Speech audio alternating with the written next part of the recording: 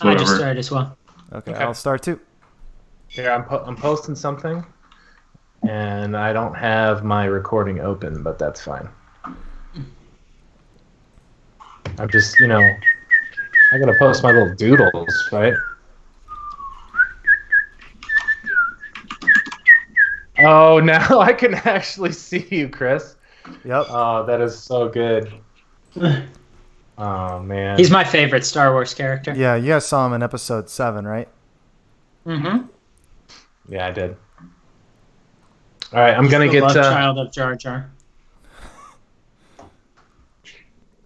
I'm gonna get my audition open, and we can begin.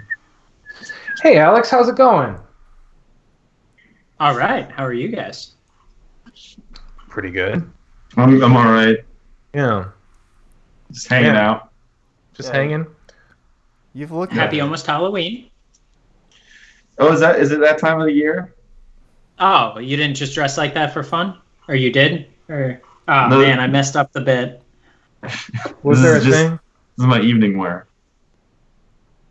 Okay, I have to take this off. My nose is smushed to my face. Yeah, that looks unbearably uncomfortable. Wow, you look hot in a different way. Thanks, guys. Make no bones about it. That was not a fun costume. Ooh, wow. Thank you.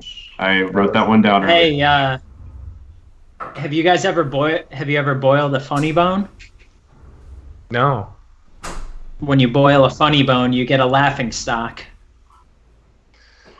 Okay, I think that's as good a place as ever to begin. Hey, everybody. What? I thought that joke was humorous.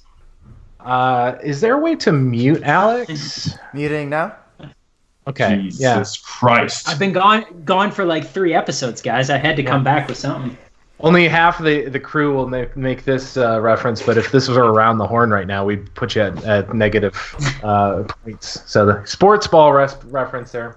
Anyway, hey, you're We should listening give to Chris the Canon. around the horn power. Hey, guys, I think I just realized there's a easy open fly in this costume. A little surprised by that. So if you're already ready for Halloween, Patrick, and you got your easy open fly, and you don't have to have your butt exposed because of your back zipper, Uh-huh. so you could have it flying from both ends, essentially. Yeah, I think it's Velcro. It's fun. it's a clip-on. Yeah. Well, anyway, hey, what a time to be alive. let's get us in here. So this is Loose Canon. We are a Star Wars podcast. We talk about Star Wars occasionally. We love on Star Wars. We make fun of Star Wars. We cry together. We laugh together.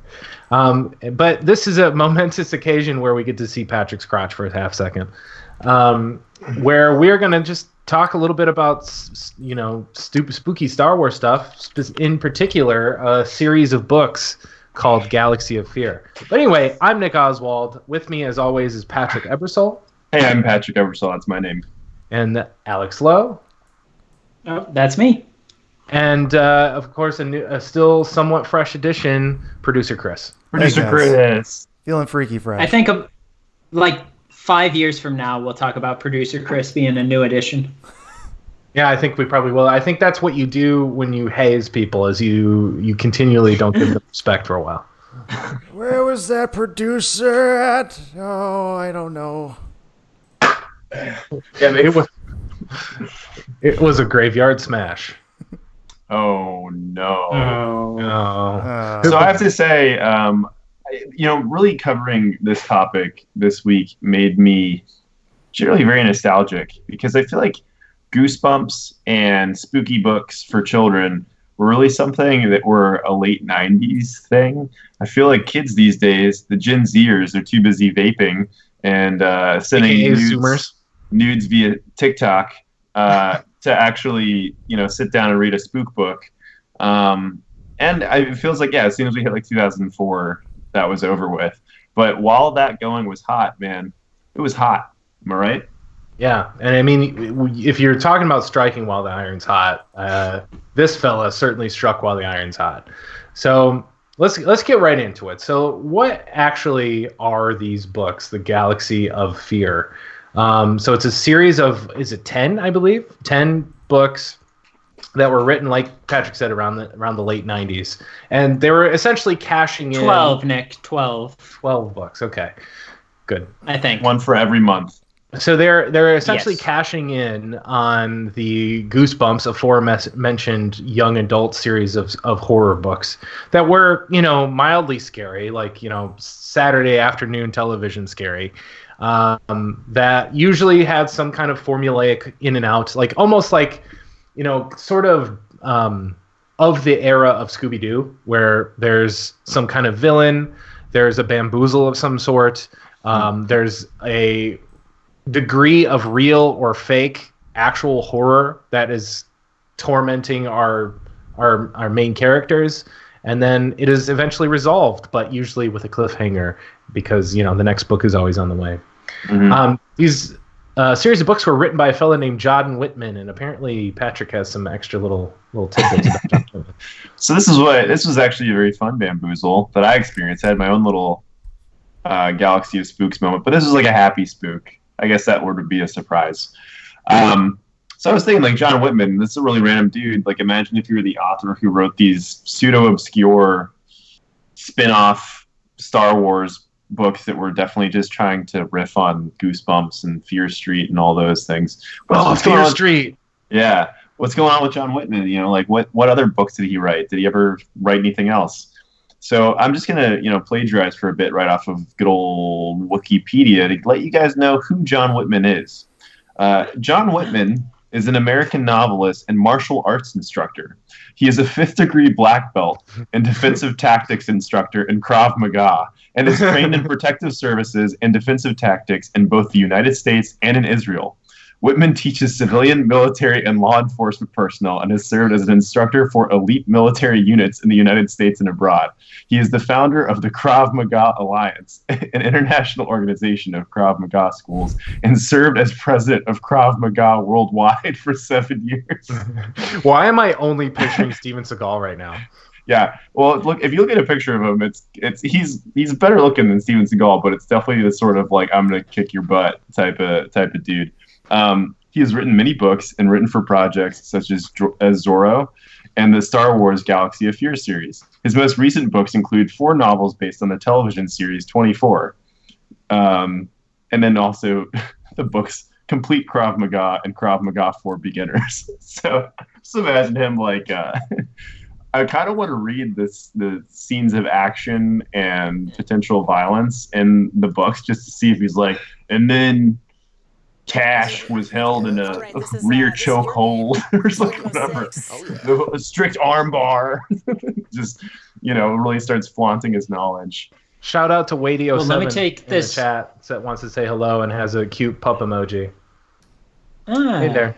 Howdy. Let me take howdy. this John Whitman one step farther because I did more research into him and found out he lives and works in Culver City, which is near me. And a jump.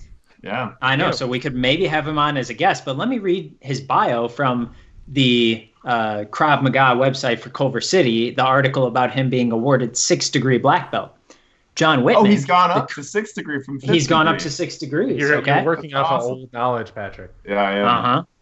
Oof. But John Whitman, the co-owner and chief instructor at Alliance Culver City, was awarded his 6th degree black belt in Krav Maga last Friday, November 3rd. The co-owner John and is chief the founder of the instructor at Krav Alliance Maga Culver City Alliance was awarded and his one of the 6th degree highest black belt ranked in Krav Maga last instructors in the Friday, world. November. He is co-author of 2 books on Krav Maga and the creator of the Krav Maga Pro app. When he is not traveling around the world teaching, you can find him right here teaching beginners and advanced students in Krav Maga. Congratulations, John. Notice what is different about those 2 bios. Star Wars is willing to mention Krav Maga, but Krav Maga does not mention Star Wars. Yeah. It's a little one way. Also, is this... Do we feel comfortable talking about someone who's this blatant of a Trump supporter? I guess go for it. It's good to know. I mean, just in the paragraph, it says MAGA like 12 times. Wait, seriously? Oh. This is the spooky episode. I just got. That was a big spook. All right. Anyway. Gold. You were waiting on that one. See, the thing is he's like clearly like an ex-Navy SEAL and a martial arts instructor, which makes it likely. Is it pronounced in that sense? Is it pronounced MAGA? I've never heard it said out loud. I think here in America, Alex, we pronounce it MAGA. Is that what the hats say? I've never heard it said out loud. I don't know. All right. Anyway, so that's John Whitman for you guys. He's a pretty cool dude. He definitely, at least on, I don't know how he looks. He looks probably cooler on the Krav Maga website, but on the Wikipedia website, he also has a very, he definitely has a look similar to the martial arts instructor from Napoleon Dynamite, without the American flag. He looks cooler on the Wikipedia website. He's a bit older in the 6 degree black belt picture. And he was born in 1967, so he's a little bit up there in age. Make America sweep the leg, Johnny. He also wrote a bunch of books about 24. 24 Declassified is the series. So this guy takes existing IP and gets them all fighting ready then. A Digimon book right next to... This guy rules. Okay, this stream is I love this guy. He did the novelization of Big Fat Liar. This stream is only about John Whitman now. Everyone thought that this was going to be a Halloween stream about Galaxy of Fear. This is about John Whitman. Well, can we stop for a second? Yeah, this is only about John Whitman because I just went to the Krav Maga Alliance website. The first picture I saw, it's just him staring at a prop gun being pointed at him point blank and just looking at it with no fear. Like he's doing a whole what's the quote? Hold up a month in this man's whole career towards the mugger. I'm a big fan of John Whitman. John Whitman, we need to get him on the show. Yeah. Especially, he probably won't. Close. I can make it happen. He probably won't come on because he's clearly trying to keep his Star Wars affiliation quiet. Oh yeah, that's true. He's put that behind him. But he wrote a Digimon book, huh? Yeah. And Planet of the Apes, and NASCAR racers, and Lost Civilizations. I mean, this guy is nothing if not prolific. Does he have any slash fanfic? He's got to have some really good slash fanfic. Jack Bauer meets a Digimon. Do you guys have any idea how much like general lore he has to know just by way of his job? Like the amount of like boundaries and barriers that exist and rules in every single different, fandom that he has to know in the back of his brain from writing these books? Yes.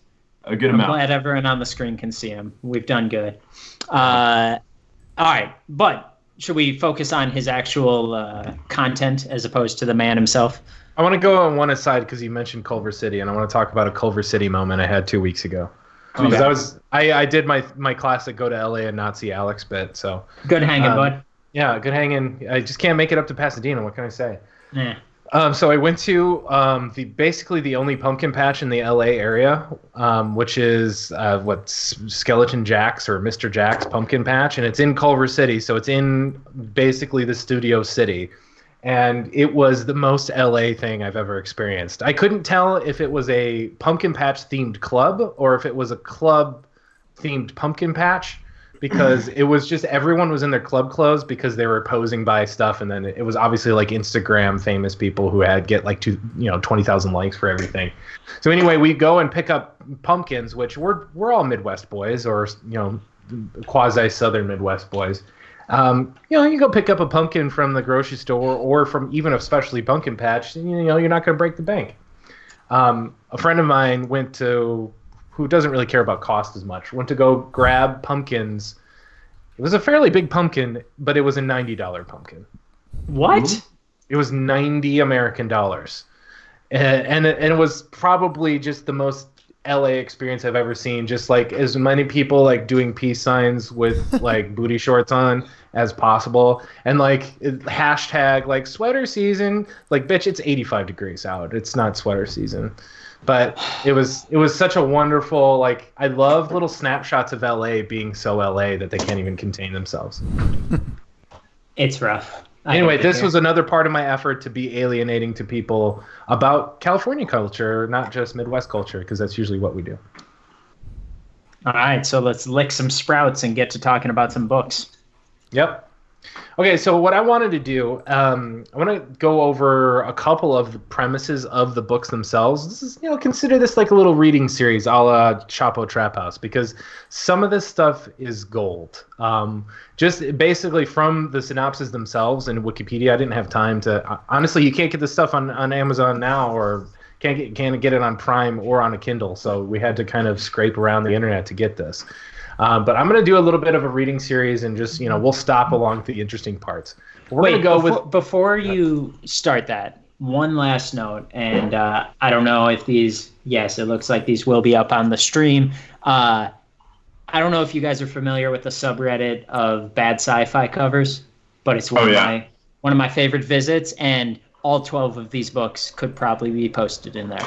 Well, they all had lenticular covers, which, if you recall what those are, they're very similar to the holographic Pokemon cards in the sense I posted that, a couple of those on Twitter and Facebook just now, but I'll put them onto the show notes on. So what I will say is that if you were the proud owner of one of these books back in the late 90s, or if you were lucky enough to snag one of these, because I'm sure these were in hot demand at your local elementary school library, you were definitely the cool kid during the reading time to be able to take this out and not only read through a Star Wars book, but then start showing, it's a 3D monster in the little cover here. Check this out, Steve. So Steve was impressed. If you're a listener or watcher and you have some of these on your shelf right now, snap us a picture, because I want to see them. Maybe like a live picture or a boomerang, so I can see the things moving. Because unfortunately on the internet you can only see like one little snapshot of it that's in mid-move or mid-lenticular. Also, please at John Whitman in your tweet at us, please. We all need of them. Hashtag go on loose cannon. We need to network with him. Yeah. So yeah, I want to meet this guy next time in Culver City. Yeah. Anyway, I'm going to go through the first of this series, which is called Eaten Alive. And you'll notice John has quite the penchant for talking about things being eaten or eating things. So a lot of the horror becomes body horror in a way. And most specifically, vor horror. I don't know if you guys ever know what vor is. Go ahead and Google it and be horrified by it. But anyway, so we're going to talk about Eaten Alive, which was the first one released in 1997. So first of all, let's talk about our main antagonists. So we have Tash and Zach Aranda. They're preteen siblings whose parents were killed by the Galactic Empire when they were destroyed their home planet of Alderaan. With nowhere else to go, they begin traveling with their Uncle Huli, a mysterious shape-shifting Shi'ito who studies different species on many planets. Very similar to John Whitman himself. He studies many different kinds. And Shi'ito sounds kind of like a fighting style, doesn't it? Mm-hmm. So they live with him on his starship, not creepy, the Light Runner, and learn from their new caretaker droid, DV9. Mm-hmm. So when they travel to the mysterious planet of, wait for it, Devouran, D''VOURAN, they pulled out of hyperspace seemingly too soon by the planet's gravity and crash land at the spaceport. Though Tash feels bad things about the planet, the Enzine, the alien race who live on the planet, are more than happy to help out with anything they need while on the planet. Devouran has become a tourist destination, and the Enzine hope to bring more people to live on the planet. When Chood, CHOOD, the Enzine, who personally helps the family, brings them to an inn to help in repairing their engine, they are attacked, and children are taken captive by the forces of Smada the Hutt, who demands Huli's service. With the help from the rebels, who are also investigating the planet, Smada's forces release the children. Outside of the inn, they meet Kevreb Bebo, which I was trying to remember. I wonder if this is something backwards. Bebo is Obeb. Backwards, Kevreb is Bearvek. Okay, never mind. That's got to be an anagram, though.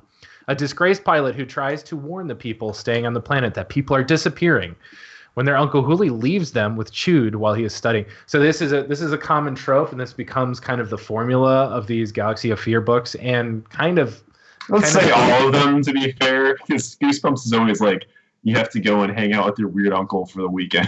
And he leaves you at some point in a place where you shouldn't be left. Yeah. And it's the same sort of tropes as what you see in horror movies, where there's some local who's there is like, hey, kid, welcome to Creepy Town. And you're like, I don't know if I should be in Creepy Town. They're like, it's pretty bad, kid. And then it gets creepy. Ain't much better in here, kid. Yeah. When their Uncle Hooli leaves them with Chewed, he is studying. Tash sees an alien creature standing over sleeping Zack. Waking him, they run towards town to warn others, only to find that no one is chasing them. After Hooli speaks to them, Tash stops worrying about the planet and who is chasing them. So, okay. All right, so Hooli is just gaslighting the children. You know, hey, I got to do this study thing so Smada the Hut can find out. But you guys are fine. This is fine. You know, like this is the Scooby Doo moment with when like their like friend is like, I don't think anything's okay. You know, it's fine. We can keep going. The next day, Zack, while alone, is attacked by Smada's forces. Bebo is also there, and he manages to evade all their laser shots at him. Hooli is eventually able to stop Smada, but Tash convinces him to let her speak with Bebo. He brings her, accompanied by DV9, to a cave where he shows her a laboratory which had long been abandoned. He shows her a seemingly bottomless pit, which she feels there's something wrong with. And he shows her his medallion. A bottomless pit. Not a normal bottomless pit. One where This there's doesn't feel right. Why am I looking at this? I dropped a quarter down and I didn't hit a ding. Okay. Okay, so he shows her the bottomless pit. He then shows her his medallion, a device which apparently keeps him safe from the disappearances. Believing him, she tries to return to the town. He gives her his medallion, but after she is gone, he is killed by one of Smada's guards. As she returns to town, she is attacked by the Enzine, who have become parasitic monsters. So I'm imagining, like, I think on the lenticular cover, there's these friendly guys smiling with his hand up, and then he becomes a monster. But it's like kind of gives away the ghost there a little bit. Spoiler alert on the front of the cover. Sure, but he manages to escape when the earthquake shakes the ground. Back in town, however, everyone is missing, and she goes to Smada's fortress thinking he has done something, because at this point he's killed everybody. That everybody who was in trouble was because Smada the Hut. But there she finds Zack in captivity with DV9's help. They escape Smada's fortress, but are recaptured easily. Okay, so I ran and got back in. However, now outside the fortress, Smada, his guards, and the children are attacked by the Enzine and the planet, as holes begin to open up and take people into the planet. Smada, on his repulsor sled, and the children, protected by the medallion, okay, so that is a thing, are kept safe but are brought by the Enzine to the heart of the planet, the pit Bebo showed Chash. It's revealed that the planet is alive and needs nourishment, and the Enzine get their own nourishment from the planet while attracting more people to come. The medallion created a force field around the wearers that the planet couldn't absorb. When Hooli, who was disguised as an Enzine, man, he's a master of all things, gets the medallion, he throws it into the pit, causing the planet to begin to erupt. Able to escape the pit, even as Smada falls in and is absorbed, they finally reach their ship. The ship, however, is unable to take off as the planet has grabbed hold of it. Losing hope? Wait for it. Losing hope, the Millennium Falcon comes in to their rescue. Flying by Han Solo, he's finally able to escape the planet, which collapses on itself behind them. Glad Han just happened to be in the neighborhood. It's really convenient. Okay, so we didn't talk about the timeline, but this takes place roughly 6 months after A New Hope. Yeah. And of course, this is 1997, so this is no longer canon anymore. So the Marvel comics kind of don't have any room for Tash and Zack and Chewed and Uncle Hooli. But well, I do find it entertaining that. So yeah, out of the 12 books, I think in almost every single one, if not in every single one, there's always a moment where they come across one of the mainstay or recognizable Star Wars characters, because they're just roaming through the galaxy. Some insane bullshit happens, and then it's like Boba Fett saunters by and is like, "Hey kid," and like takes off. And then they like, you see John Whitmore just like checks a box for like one of the characters, and he's like, "All right, there's Boba." Got that one. Because there's another one. I feel like he's got a big list, like Steve Buscemi does from Billy Madison. Yeah. He puts on his lipstick, and it's like people to kill, but instead it's Star Wars cameos. Yeah. There's another one that's called Nightmare Machine, which is basically Uncle Hooli, who's just like this insane. I don't think he's actually their relative, because he's like an alien, right? He's an alien. They're both humanoids. Wow, Patrick, it's 2019. They can be relatives. Well, okay. Anyways, they're hanging out with them after they've been orphaned. I'm getting some real series of unfortunate events vibes from these two kids. And they go to this one planet. Again, Uncle Huli has to go take care of some business on the side. So he drops them off at this fun park. And they have this... There's just a fun park. Why don't you just hang out at this one by yourselves? Yeah, I have to look up the name of the exact fun park. It's called Hologram Fun World. While Uncle Huli continues his work, and they discover an attraction. Very important studying.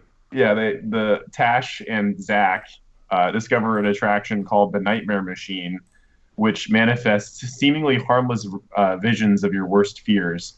But the problem is the voice code to end the simulation is broken. So that all happens. I don't know how it's resolved because, as we said earlier, we weren't able to, check these out, whatever. So hunt down a book and find out. But apparently at some point in the book, Lando Calrissian shows up and tries to buy the theme park. Oh, yes, I remember this one. This is like, supposedly he mentions Cloud City, but he's not... It's like, I'm more interested in this holographic theme park. Which this one was very much Black Mirror-esque, at least in the summary of it, of these kids being trapped in an endless digital nightmare. I'm sure Charlie Brooker read it and was like, "This is good stuff," and started, writing his own little Black Mirror idea after that. But apparently the hologram fun world was referenced in some other Jedi thing. So I don't know if that means that fun world is canon or not. But what if Star Wars was a dream you couldn't get out of? What if your hologram nightmare machine is simply on your phone in front of you? Black Mirror. What if everyone rated you based on your knowledge of a hologram world? What's scarier? A Rancor or digital Rancor? Black Mirror. What if you had to get on a bike? What if you had to earn pre-wrapped apples and snacks by pedaling on your bike? What if your child racked up considerable credit card debt by purchasing apps? Black Mirror.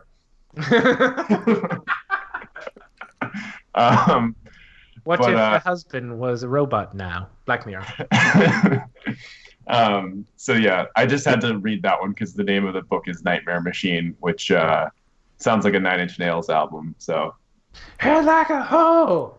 Yeah. All right. Did you guys look into Spore? No. The game by the guy that made The Sims? No, the novel by the great novelist John Whitman. John Whitman. Oh, I've heard of his work. He's a great man. Okay, so another book where yet again they stop on a random planet because they need supplies. The mineral is not available, but there is a mining colony in the middle of a space slug-filled asteroid belt. This one, the plot summary is not as detailed, but basically there's an ancient life form that's been released from its tomb. It's been waiting for many years. It cannot be seen. It's made from pure evil, and its name is Spore. Oh, I was going to say, and its name is my ex-wife. Hey! But sorry about that. But the reason why I bring up Spore is because looking at Spore and reading the picture they have of it, where it vaguely looks like male genitalia, even though you can't see it, the artist felt like that was what things you can't see look like. But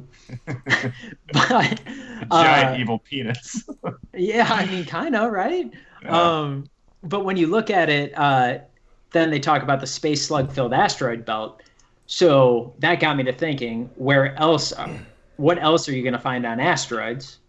And you guys know the old galactic saying, if you put down on asteroids, you get Minox.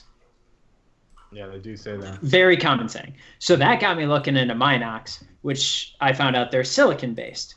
That got me looking into silicon, which then got me looking into glass, and that's where we find our Wikipedia entry of the week. Insert theme music here. So, if I had the theme music, I would be playing it. You don't have to do it live. We do that in post. Yeah. So, and glass. The first sentence of the Wikipedia entry for glass. Glass was a type of translucent or transparent material Similar to clary crystalline, which I just love the thought of someone not knowing what glass is. So they go to this Wikipedia entry. They still don't know when it's translucent or transparent. But oh, it's similar to clary crystalline. Now I totally understand everything I need to about glass.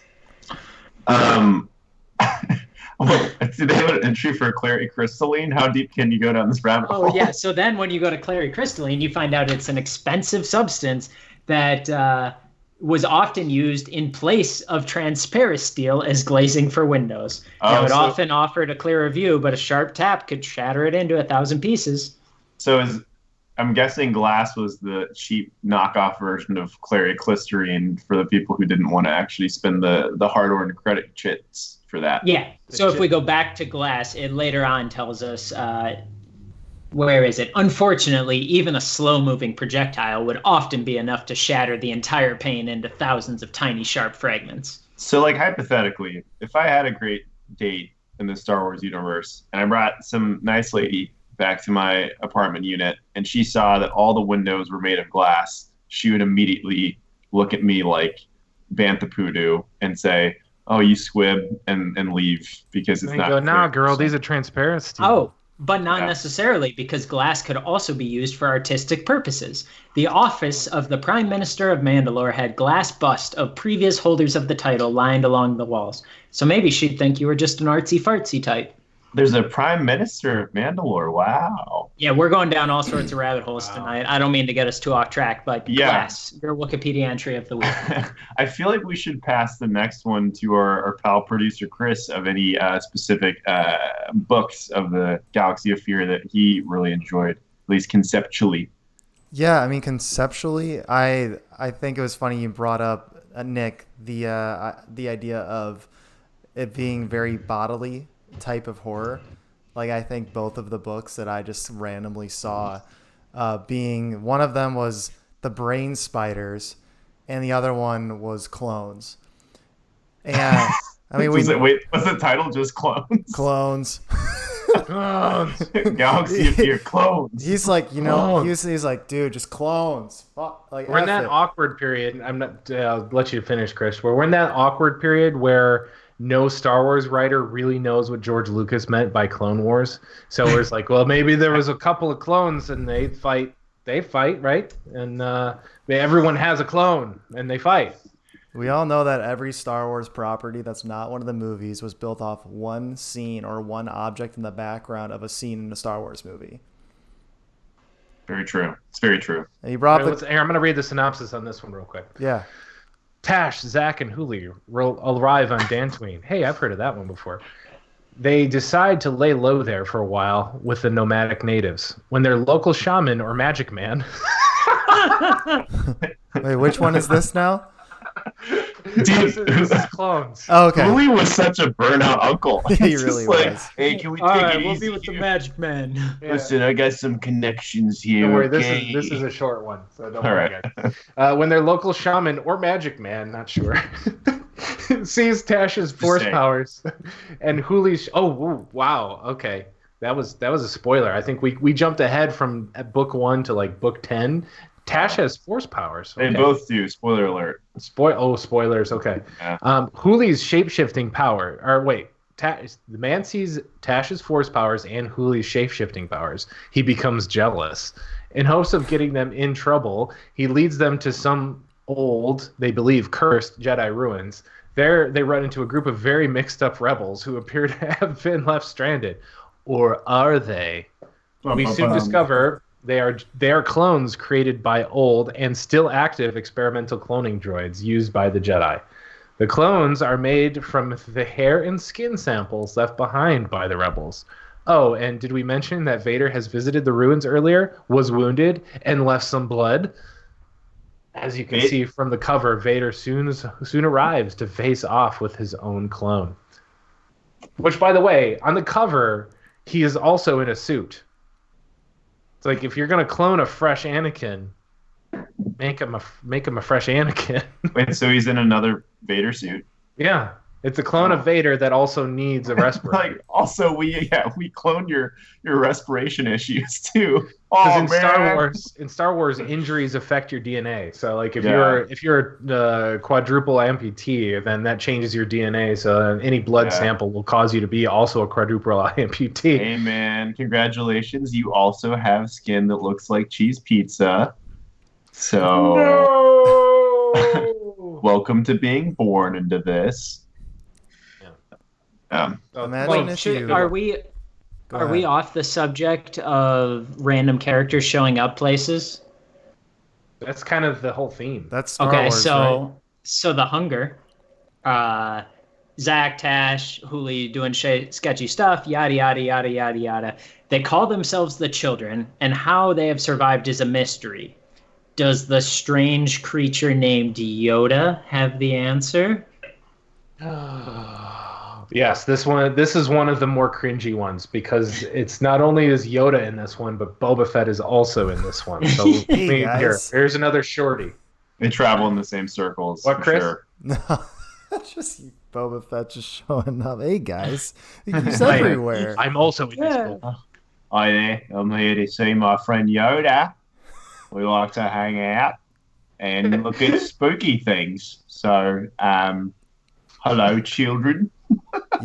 You guys get What's your scared? name? Is your name Tash? That's a weird name. Sorry, I had to do a little riff on that. Little rock, paper, scissors humor for you. Just saying Yoda in an Australian accent is really fun. Yoda. That is really fun. Yeah. So Tash, Zach, and Hooli decide they must find an uninhabited planet to hide from the Empire, who has incidentally sent Boba Fett to hunt them down. They go to the Central Registry of Planets to look up one that hasn't been fully documented yet. Well, too bad he wrote this before the fact that they go through a whole plot point of how there's holes in the entire archive. Anyway, okay, they go through the Central Registry of Planets to look one that hasn't been documented yet. As luck and the Force would have it, they pick Dagobah. The gang quickly heads there along with some smugglers who are also on the run. When they arrive, they run into a group of people called the Children, capital C. Turns out they are descendants of some marooned scientist who explored the planet years before. The same ones seen in the illustrated guide to the Star Wars universe. Okay, I gotta buy that.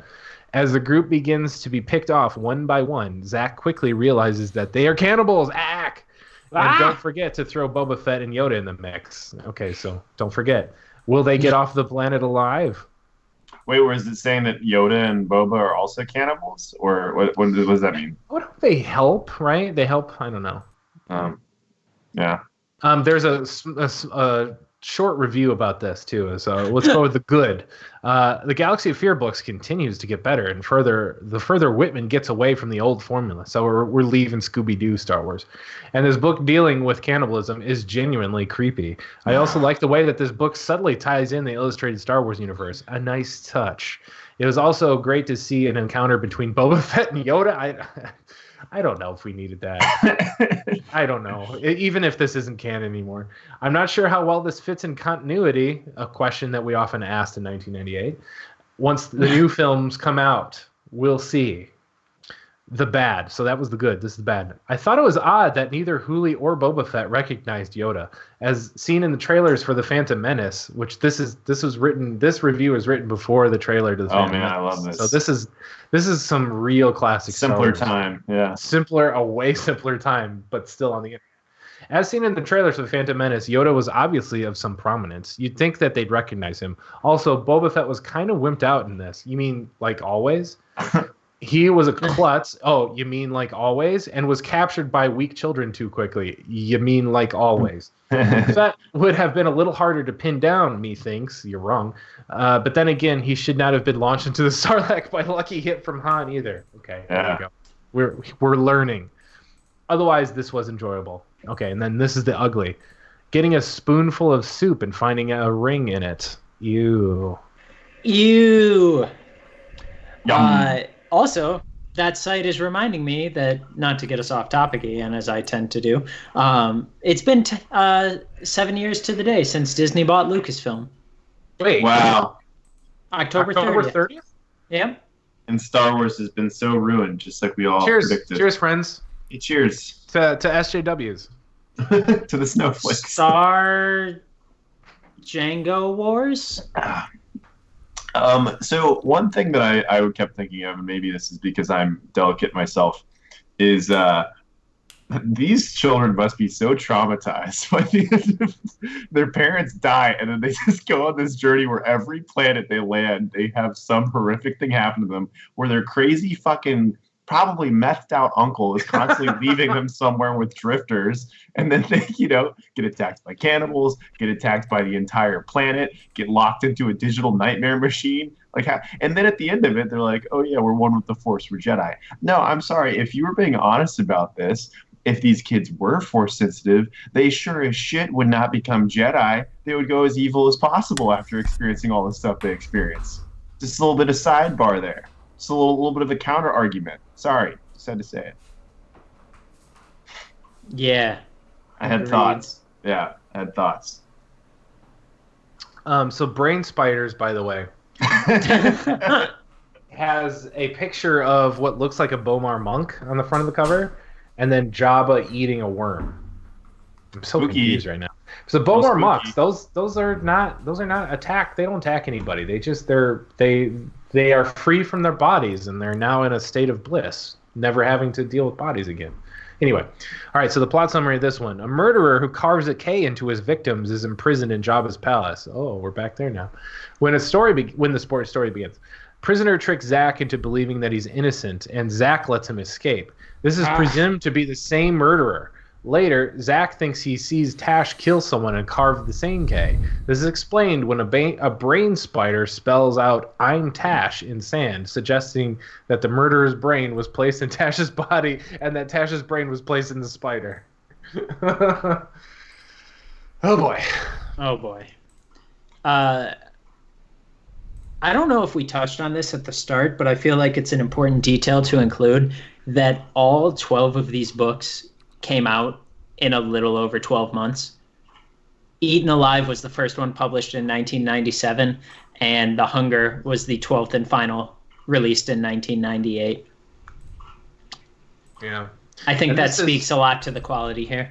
This must have been before Bomar monks, because they just go real hard at the fact that these spiders are like not holy people, that Jabba has a side business of putting people's brains in spiders. Yeah. So,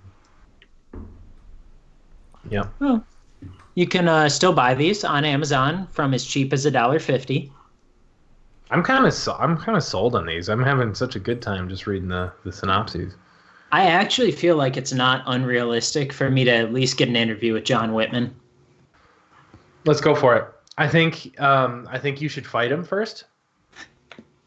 I don't do Krav Maga. I'm still undecided who I'm going to vote for. You want to do Krav? It's not me, it's us. I kind of like this year. What do you guys think? Palpatine. Oh, well, what's the campaign slogan? I need something that can go on a red hat. Let's think about it, guys. I am. Guys, we know what the slogan would be. I am the. It would be unlimited. Is he gonna? Or the other one would be "Do It." Would be the other one. Oh, I like a very good one. Or the final one for the naysayers would be "No, no, no." All from the same movie. The question is he going to give a cabinet position to Steve? Yeah. No, Steve like draws too much negative publicity. He's the wild brother in the background that's partying a little too hard. Like we said, he's the Randy Quaid of the Quaid brothers.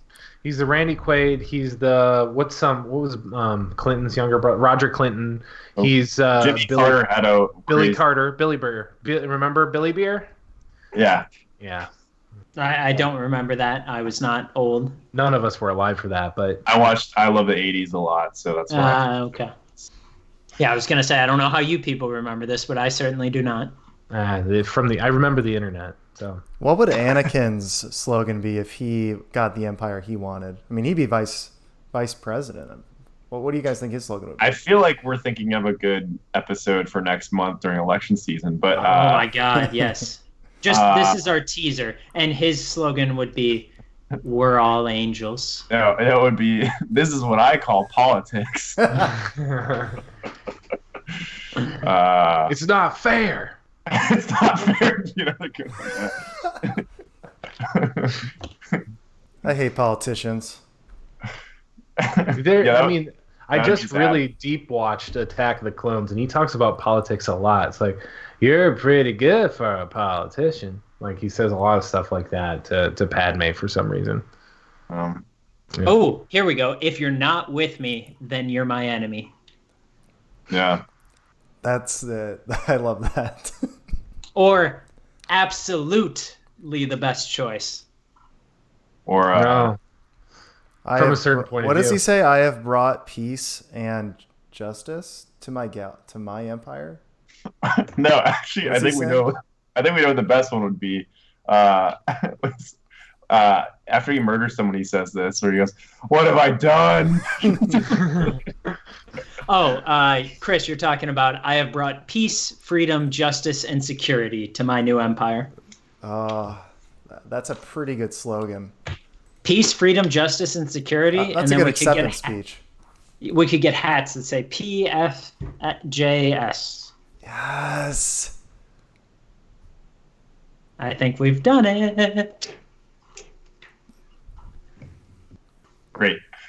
So these were spooky books, and you should look them up and not only enjoy them for the sake of spooks and scares, but also you're diving into a very specific form of literature that I don't know will exist anytime soon again, because again, 5 years was primo spook kids books time, and John put a lot of his time into making those for you. Yeah. Yeah. Oh, we're winding down. I mean, I want to find one more good synopsis. So you guys keep talking. I'll All find right. one. Well, I messed up and I wasn't prepared enough. So just know that if you read the Bible, there's lots of spooky stuff in there too. Honestly, it's the spooky book that the whole thing is it's about a ghost, the whole thing. So I want a Goosebumps style, larger stories of Bible stories. did you guys ever read the Choose Your Own Scare Goosebumps books? Yeah. Those are pretty good. That was advanced level. I used to spend so much time with Choose Your Own Adventure books stressing about reading the story perfectly, like taking the perfect route to get the exact story. And now, as someone who writes children's books, I know that they were just throwing down words and didn't at all think of, oh, this is going to be the ideal story. But man, I would stress out over that. Yeah, I was a weird kid. It's pretty shameless about just putting my fingers in the last chapter, flipping right back to where I needed to go to. So I didn't want to die. well, the thing was, though, in those books, like, even if you were using your critical thinking to decide what the more survivable option would be, it'd still be like, you turn the corner and there's a giant clown with a chainsaw and now you're dead. You're like, well, how was I supposed I thought to this know book was underwater. that? Yeah. So, All right, I'm going to close this off with Army of Terror. all right. So this one pulls out all the cameo spots here. Princess Leia, Han Solo, Chewbacca, Luke Skywalker, C-3PO all make an appearance in this book as they attempt to stop Project Starscream. Their appearance in the book is apparently prior to the relocation to Hoth. The shadow creatures inhabiting Kiva were reduced to the state... the shadow creatures... Some of these aren't written very well, guys. Were reduced to that state by an accident caused by Gog and Hulu. Hulu? Gog's weapon, or Huli. Gog's weapon is disguised as an innocent baby with a bruise on his forehead named Epon. Many people left alone with this baby mysteriously disappear. The baby also grows at an alarming rate and quickly matures into an adult. When the rebels find an Imperial lab, they also find Gog. Gog reveals that Huli's full name is Mammon Huli, who the shadows have been talking about. Then it is revealed that Epon is really an Imperial bioweapon. So this is a bioweapon baby. Bio baby. Bio baby that people like eventually kills people. Send in the bio baby. Send in the bio baby. Didn't get vaccinated. It then transforms. Oh, good luck. It transforms into a giant monster that tries to eat Huli. Tash convinces Epon to turn on Gog, who prominently blows Epon up with a remote control he had in his coat, much to Tash's dismay. Suddenly, the shadows burst in to kill Huli, when suddenly the computer in the lab is switched on, revealing that it was Gog who rigged an experiment to make the power of the star in a test tube fail, creating the shadows. The shadows promptly killed Gog for that. Wow. Many people left alone with the baby mysteriously disappear. That was the best line there. Yeah, I love the critical thinking from all the people in that story. It's like, it's really weird. The people with the baby are gone. Anyways, let's bring that baby to the next room. whatever they keep doing. Also, someone watch the baby. Just thinking from like the Empire's perspective, them like coming up with like, all right, Plan C. First Death Star did not work. What's the next one? And they'd be like, they suggest a couple more things that shoot giant lasers and blow up planets. I have my best R&D team on it. Yeah, then one guy's like, sir, I have a bit of a long shot here, but we'll throw it your way. Go ahead. You know, people really don't like babies. Yes. Well, what if we made it so like a baby got really big and infected people? I like it. Go ahead. Like, just creating their ultra weapon being a giant bio baby that kills everybody. All we have to do is we have to just take this baby and just put it somewhere and hope that people don't get rid of it. Yeah. Great. I mean, everyone has an instinct to take care of a baby. Let's make a baby murder people. Yeah, that strangely grows at an accelerated rate into a full-grown like adult, I think, right? Jack Myers on YouTube says that some of these books are also available at the Altadena Public Library. Oh, okay. Road trip. Where's Thanks, Altadena? Jack. And good giving Jack a shout out. He has requested to potentially be featured on a future episode. Absolutely. Wow. Is Altadena in California? I'm guessing. Yeah, it's the next town over from Montrose. Okay. Definitely sounds Excellent. like a California town. And Wadey07, who's been in the Twitch chat, says this is an awesome John Whitman stream. Amen, John brother. Whitman. This is John Whitman, Whitman. forever. Yeah. One of the top John John Whitman, Whitman fight streams me. of all time, I'd say. If I may be so Yeah. bold. There's a lot of competition. We're We know John that. Whit fans. John Whit fans. This may be the only time John Whitman has ever been streamed from a certain point of view. I don't know. There's probably an MMA podcast somewhere, right? Because it'd be like, I didn't get this absolutely. stupid black belt like John. Absolutely. This isn't? I think How many degrees of black belt are there? I don't know. 98. It just keeps going. Forever? I think you can just I think keep it's going. only as many colors in the visible spectrum, though. It's 'cause One you thing I'm can't. curious about: do you think John Whitman actually likes Star Wars? Oh yeah, you can't write Goosebumps fanfic unless you like Star Wars. Nah, this is a cash in. I think no. You can tell he put his heart into this. Yeah. And think then he can. Boba Fett showed up. This guy likes Star Wars. Well, we This weren't guy- reading the books. We were reading synopses, which were, usually people who write synopses are pretty cynical. Hint, hint, Alex Lowe. Yeah. Yeah, I mean, I don't know. I'm curious. I don't know if it was because the thing was late '90s. We think the marketing is pretty crazy now for Star Wars, but when they came back with remastering the original trilogy and getting the new prequel, or sorry, not the new prequels, the prequels ready, there was a pretty strong marketing push in the second half of the '90s. Yeah, there was. They had the N64 game. They had Lucas Shadows of the Empire? LucasArts. Yeah, Yeah. all of the video games were on full blast. I feel like that's when they started doing their comic book runs. All the different young adult novel, whatever things were going on. The expanded universe was in full tilt at that point, I feel like. And that's when I started reading books. I started reading the Star Wars like little novels. Yeah, so they were probably just looking at everything that was popular in the youth markets, and they're like, how can we replicate this? Mhm. And they hit up their boy John. The He got you got this project in an arm bar. That's clearly the only move in MMA I know of that keep bringing up. Arm bar. That's a thing I've heard of. Yeah, he didn't punch. Okay, well, I think that'll wrap it up. Good place to put a pin in it. And so little housekeeping at the end. November is going to be a big Star Wars month, guys. So we have Jedi Fallen Order coming out, which I have to acquire a PS4 for that, apparently. I will also attempt to acquire it. Yeah, we'll have to talk about it. Oh, go get the game. Pre-order it.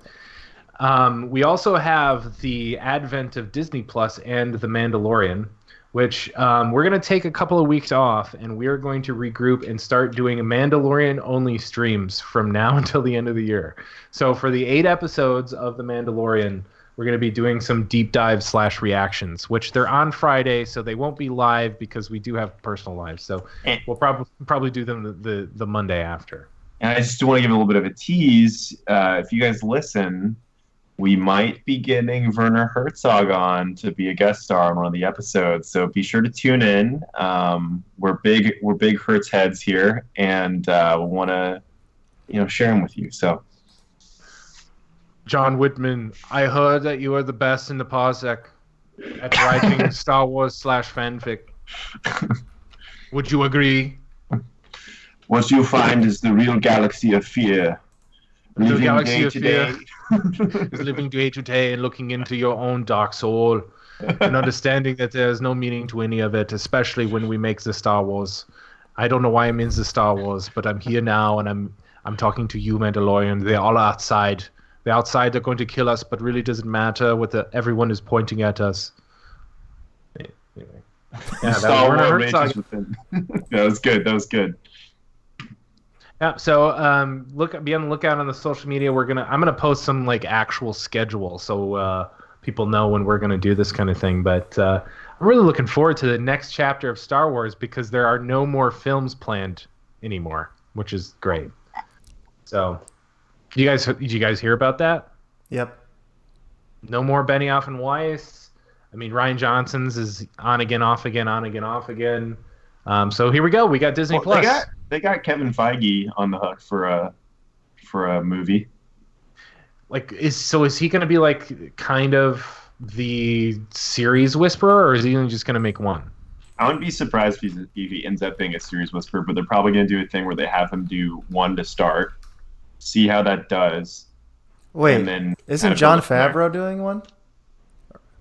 He might be. Obama's speechwriter? No, the cool Jon Favreau. I like speechwriter Favreau. Thank you very much. You're a friend of the pod? Okay. I'm a friend of the pod. No, but so Kevin Feige might get his hands on some Star Wars. So something to look forward to. Cool. So be on the lookout on our social media. Look at Facebook at Star Wars Loose Cannon. You can also look at Star Wars LC. Give us a good review on wherever you look at podcasts. I heard of Podcatcher, or Podchaser, or something like that. Give us a review there because we have one review, and for some reason somebody posted my picture and no one else's. So it has a picture of me, and then our guest stars from our sister podcast of Faking Star Wars. So I think they put it up because they guessed it on one. But also coming soon, I got the chance to guest on Faking Star Wars Radio yesterday. So their Attack of the Clones episode is going to be coming out pretty soon. Give them a listen. Give me a listen because I was really awesome in it. And then, like I said, it's through the end of the year. It's Mando time. Yeah. But other than that, happy Halloween, everybody. Be spooked. Be well. Thank you for listening. Bye-bye. Bye. Bye-bye.